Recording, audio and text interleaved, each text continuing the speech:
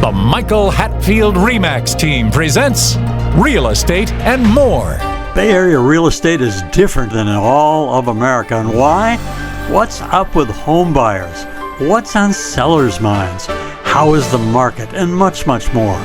Now, here's your host, Michael Hatfield. Welcome back to the Real Estate and More Show. Thank you for listening in. We have a fun time planned with an update on Bay Area housing, our homes, and the March market.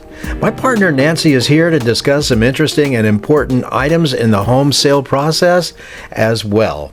We are to touch on natural hazard reports, what they mean, a little bit about flood insurance, and other items are integral to a home sale. Let's get this going. Welcome to the show, Nance. Thanks, Michael. Yes, well, it's always good to see my wife. It is always good.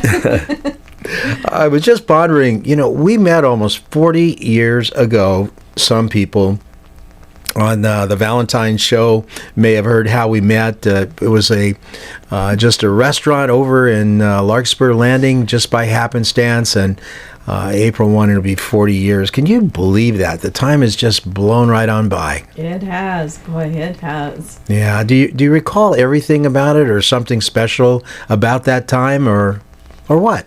Yeah, it was just great. I mean, it's a great part of our history, and I sure do. I remember it vividly, and just some of the minor details, what we were wearing and what we were doing and kind of what we were saying and just thinking, and it was fun. Wow, it's been a long time. So now we work together providing the best full service real estate representation possible for our clients. Uh-huh. So go at it. It's your turn. Okay, so one of the things we thought about talking about was an example of how we do things.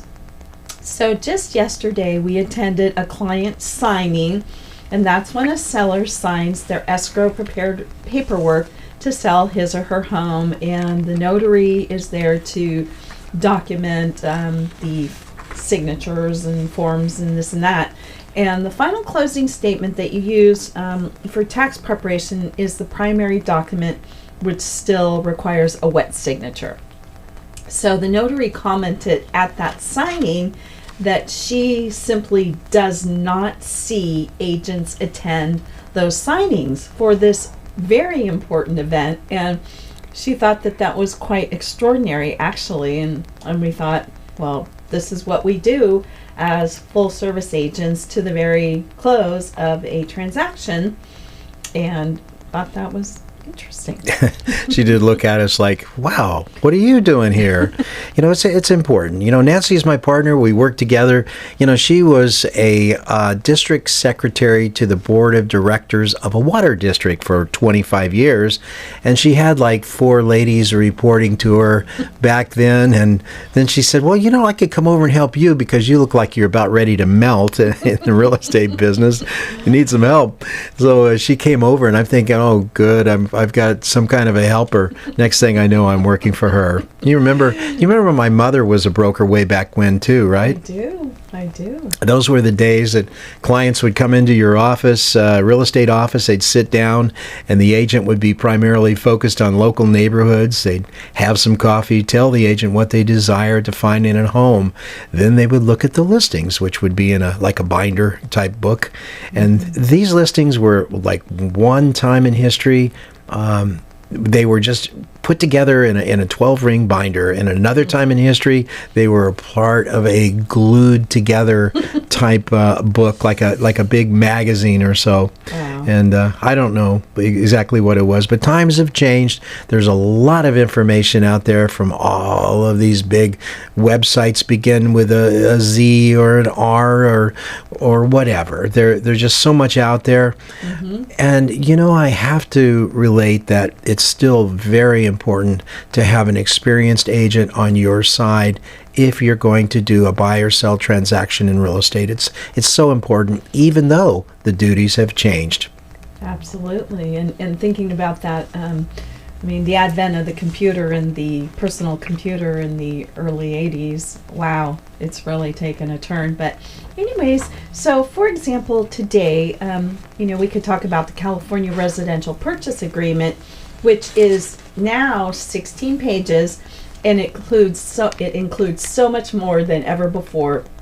For example, there are key associated documents that are there's the contract, seller counteroffers, there are buyer counteroffers, addendums, and so forth. There's also part of those key documents are disclosures and acknowledgments and advisories, which tell a prospective buyer, for instance, what they might be interested in knowing about the home that they're looking at buying. And so this we compare with the one-page, going back to the contract, this we compare with the one-page legal size deposit receipt of yesteryear, way back year. But anyways, times have definitely changed a lot. And anyways, so. One other thing that's changed a lot, let's talk about movement of people or relocation of families. A recent study, and I mentioned it the other day, it shows the movement of residents from one home to another in the U.S. has been slowing for some 40 years. Right. Back in 1986, which was pretty close to the time that I met you, believe it or not, 20% of Americans moved every year. They moved annually. Then 12% of that was relocations within their immediate county.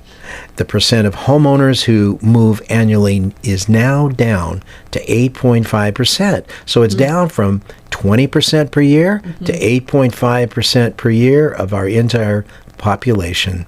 Incredible. Movement from one home to another, it's declined progressively in percentage, 20% to 8.5%. Hard to believe. That is hard to believe, and I'm sure there's lots of factors that go into that. I mean, maybe at one point there were a lot of military folks who were moving, more frequently. I actually know a family, they were not in the military, and I think she said that she and her husband moved about every 1 to 2 years, so they were quite transient. They just were fine buying and selling homes and didn't collect a lot of items, so easy to do that. But anyways, you want to talk about the housing markets now, Michael? Let's talk about the Bay Area housing markets in March of 2024. Well, there's not a lot to say. We've been in equilibrium. Not too many buyers have been coming out of the woodwork because of the higher interest rates in their perception, and not too many sellers of retirement age, which is our biggest percentage of home sellers, are rushing to the plate to sell their home. So we're sitting there with limited number of transactions, just like we just talked a moment or so ago. Right. So this last 7 days, housing inventory increased a little bit. More homes came on the market. Overall, about 19% above last year for last week. That's something, but not entirely pivotal. Right. So we continue to have a very short inventory of homes available in the Bay Area, especially nice homes for sale. And we continue to be in a buy-sell equilibrium, right? Not too many sellers coming on the market with their homes, and not too great a number of buyers jumping in quite yet. Rates continue to hover here in the Bay Area around approximately 6.35% to 7%, and mortgage rates definitely have an effect. Our greatest percentage of buyers, the millennials, right? Maybe the close to 40-ish year olds, and affecting them. But still, we are biased to a seller's market, as you and I have talked about. Home prices have not been declining either in a very significant way. Yeah, that's kind of strange. I noticed the chief economist for Ameriprise Financial reported just yesterday. He says, pardon me, existing home sales dropped 19% last year, but average selling prices were modestly higher. New home sales in 2023 as opposed to existing home sales in 2023 did better at 5% higher prices nationally. So that's kind of interesting, and those numbers actually came from the Federal Home Finance agency. Decline in number of sales normally results in decline of prices. That's how economics work, but not been declining prices. Prices typically decline when demand goes down. Why? We have fewer homes available for sale. Nobody can come right in and say, I want to buy every home that's on the market, because there's not a lot of homes on the market at this point in time. So price of the homes is likely to move higher. Upward. Exactly. Especially if mortgage rates do happen to come down just a little bit, it will cause some kind of an issue. Definitely will spur something. Also, if that happens, momentum will improve when those interest rates decline. Now, one thing people don't think a whole lot about are the natural hazard reports. What are natural hazard reports? Can you share what that is, Nance? Right. So a natural hazard report is typically part of a transaction when you go to purchase a home. And so when we list a home for sale, for instance, we order on behalf of our clients a natural hazard report, which is a report of anywhere from, say, 40 to 60 or 70 pages in length. And the natural hazard report provides just a wealth of information about and answers to questions that sellers may not know, right? Right. But buyers need to. So these sometimes hard to discover answers are typically provided on a we call it a NatHaz report, and the seller pays a small fee for a very large informational report. And so, for instance, if you need to know, is the home in a high fire area, which would possibly have an impact, of course, on your fire insurance rates. Are there any hazardous waste sites nearby that you might be interested to know? Is the house subject to airport noise? Can you farm there if you want? Could you have your potbelly pig there? Are there any old fuel tanks buried nearby? Does the home lie in a dam how do you say that? Dam inundation. Thank you. Inundation area, or near an ordnance storage facility. That's ammunition storage sites. Is it in a flood zone? I mean, there's so much information that's contained in these natural hazard reports that they're very valuable, and many of these answers sellers just don't know, and they can't provide them on their own. So it's a very valuable tool in a home sell. Yes. So a natural hazard disclosure report sometimes, could be as much as 65, 70 pages. What it does is it maps out any potential areas that may affect the home that a seller would be unlikely to know.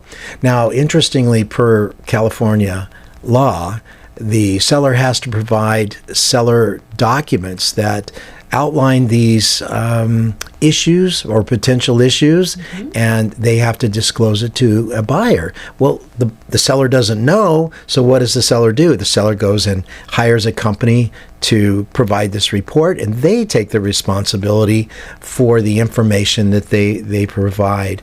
Now, you mentioned in there that they let you know where the areas of flooding could be. Dam inundation is one term. Is it in a flood zone? What is a flood zone? Well, a flood zone is an area that FEMA actually went and assessed all of the homes in the United States a number of years ago and says, okay, if you're at XYZ on Maple Street or 456 Maple Street, your home is in a flood zone or it's not in a flood zone. And it actually puts it down to how much of a potential flooding it would be. Would it be relative to the 100-year flood, or would it be a 500-year flood? And then at some point it requires, in order to borrow money on that property or put a mortgage on it, that you would have to have flood insurance. Flood insurance can be very, very expensive, or it could be not a big deal. So it depends on where the home is located. That information is normally derived from the natural hazard disclosure report. Right.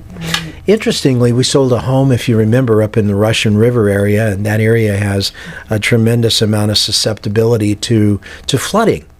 And this home, it was recently built, and it was up really high. The living space was placed, it had to be at least, I would say, 30 feet in the air.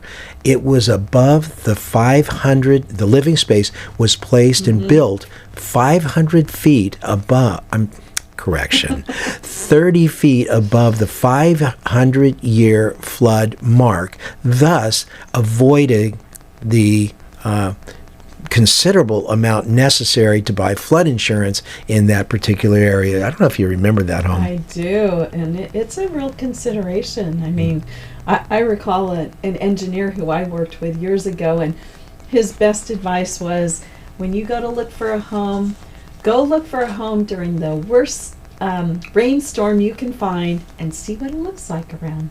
Yeah. Well, Russian River has a tendency to, when there's a lot of rain and so forth, it tends to overflow, and people have to swim, and pretty bad up there when that happens. But fortunately, under this case, we've been able to work through the deals that we've had, and our homeowners have been able to sell, and the buyers have been able to buy because we've been able to find flood insurance. Whereas if you cannot get flood insurance, a lender is unlikely to loan on that particular property. Right. Well, now for a few items in a buy-sell transaction that are worth mentioning. Water conserving fixtures. Nance? Let's talk about those. We see it everywhere as part of the seller disclosures to buyers.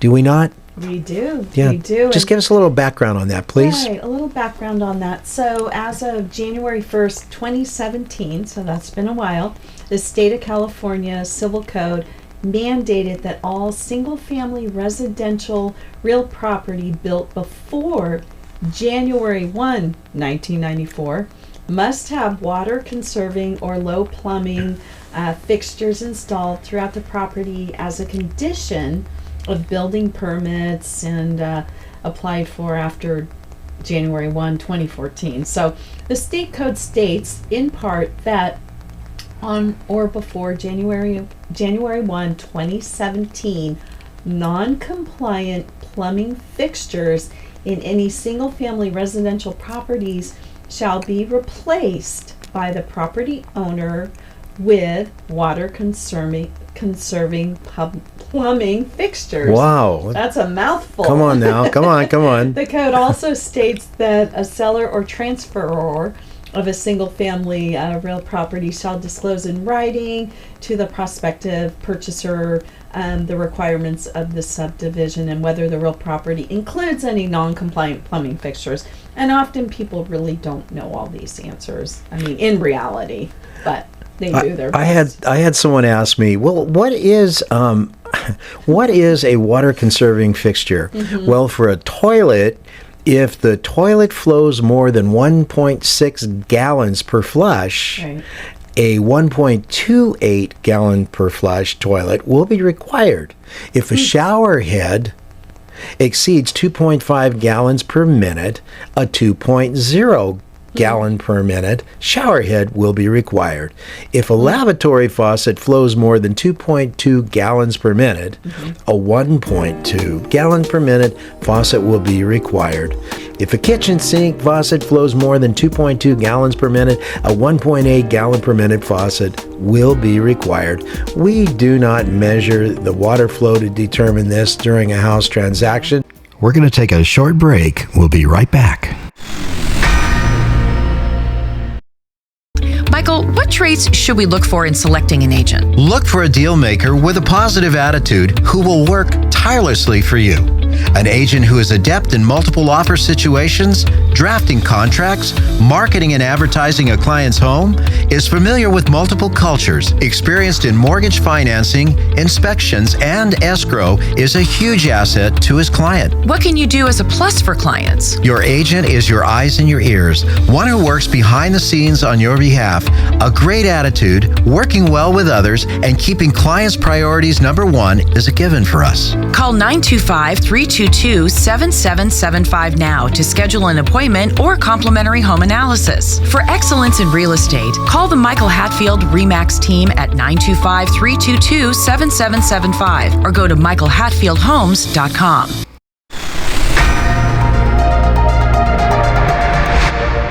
With low housing inventory and constantly changing mortgage rates, buying or selling a home is challenging. Choose an experienced team who cares. Here's Michael Hatfield. In a quiet cul-de-sac near the quaint town of Clayton, revel in the wonderfully tall ceilings and open and spacious elegance of this immaculate 3,321 square foot, 5-bedroom, 3-bath masterpiece. 22 Wordsworth Court in Concord boasts outdoor living at its best with sparkling pool and newly built gazebo. Plenty of room for an RV or a possible ADU. Highly ranked schools and a warm sense of neighborhood here.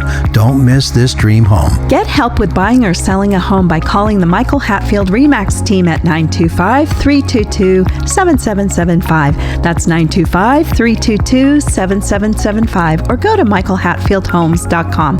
That's michaelhatfieldhomes.com. Now, welcome back to our show. Nor are we required to. It is a seller disclosure to buyer. Now, what does disclosure mean, Nance? Disclosure means that you, for instance, as a seller, are telling a prospective buyer or buyer something that you know about your home, for instance. Are these important nowadays?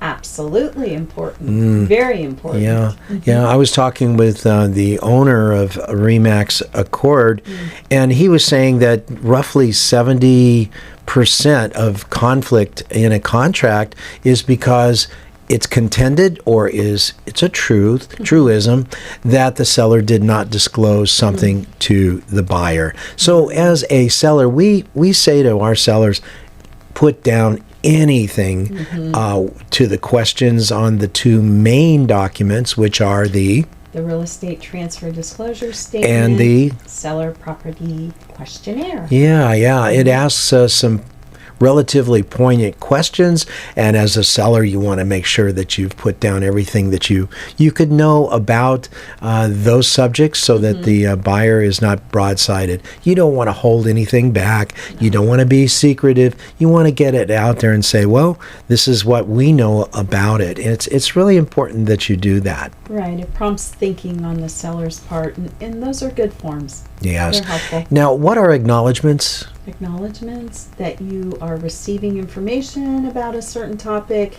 and you are just receiving it. You're acknowledging that you're receiving that information. Yeah.